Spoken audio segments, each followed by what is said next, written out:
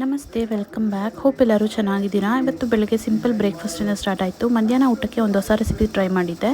1 pot rasam rice. ಅದನ್ನು ನಿಮ್ಮ ಜೊತೆ ಶೇರ್ ಮಾಡ್ತಿದ್ದೀನಿ. ಒಂದು ಕುಕ್ಕರಲ್ಲಿ ಸ್ವಲ್ಪ ಎಣ್ಣೆ, ಸ್ವಲ್ಪ ತುಪ್ಪ, ಸಾಸಿವೆ, ಜೀರಿಗೆ, ಕರಿಬೇವು ಹಾಕಿ ಬಾಡಿಸಿ, ಸ್ವಲ್ಪ ಈರುಳ್ಳಿ, ಟೊಮ್ಯಾಟೊ ಹಾಕಿ ಚೆನ್ನಾಗಿ ಬಾಡಿಸ್ಕೊಳ್ಳಿ. ಅದಾದಮೇಲೆ ಅದಕ್ಕೆ ಅರಿಶಿನ, ಹುಣಸೆ ರಸ ಸೇರಿಸ್ಕೊಂಡು ನಮಗೆ ಎಷ್ಟು ಅಕ್ಕಿ ಮತ್ತು ಬೇಳೆ ಬೇಕಿರುತ್ತೋ ಅದನ್ನು ಸಮ ಪ್ರಮಾಣದಲ್ಲಿ ತೊಗೊಂಡಿದ್ದೀನಿ ನಾನು.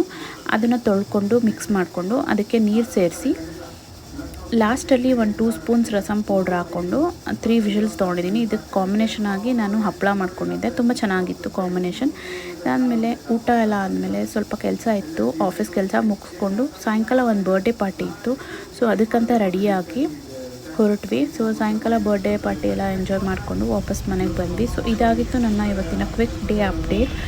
Please subscribe me for more such videos. Please follow and support.